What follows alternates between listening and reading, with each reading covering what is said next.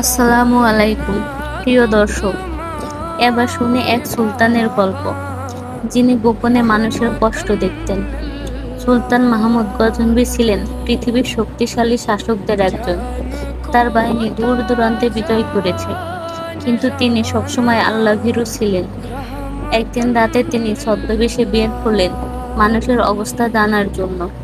কাবুলের পথে যেতে যেতে দেখলেন এক বৃদ্ধা মহিলা পিঠে কাঠের বোঝা নিয়ে কষ্ট করে হেঁটে যাচ্ছেন। সুলতান কাছে গিয়ে জিজ্ঞেস করলেন, মা, এত রাতে এত কষ্ট করে যাচ্ছেন কেন? বৃদ্ধা নিঃশ্বাস ফেলে বললেন, বাবা, আমার কোনো ভরসা নেই। কাঠ কেটে বিক্রি না করলে ক্ষুধায় মরতে হবে।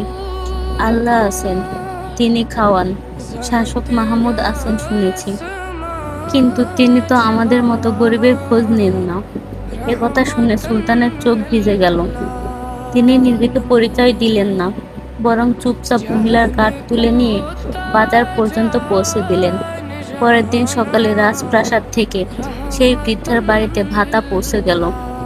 নিয়মিত তার জন্য খাবার, পোশাক ও খরচের ব্যবস্থা করা হলো। কিছুদিন পর বৃদ্ধা বুঝলেন, যিনি রাতে কাঠ বইয়ে দিয়েছিলেন তিনিই ছিলেন সুলতান মাহমুদ গজনবী। তিনি আল্লাহর ভয়ে হাত তুলে দোয়া করলেন, হে আল্লাহ, তুমি এমন শাসককে কবরে আলো দাও, যেমন তিনি দুনিয়ায় গরিবের অন্ধকার দূর করেছেন। এই ঘটনা থেকে আমরা শিক্ষা নিতে পারি এই যে, ইসলামে বড় শাসক মানে সোনার সিংহাসনে বসা নয়, বরং মানুষের কষ্ট অনুভব করা আর তাদের দুঃখ দূর করা।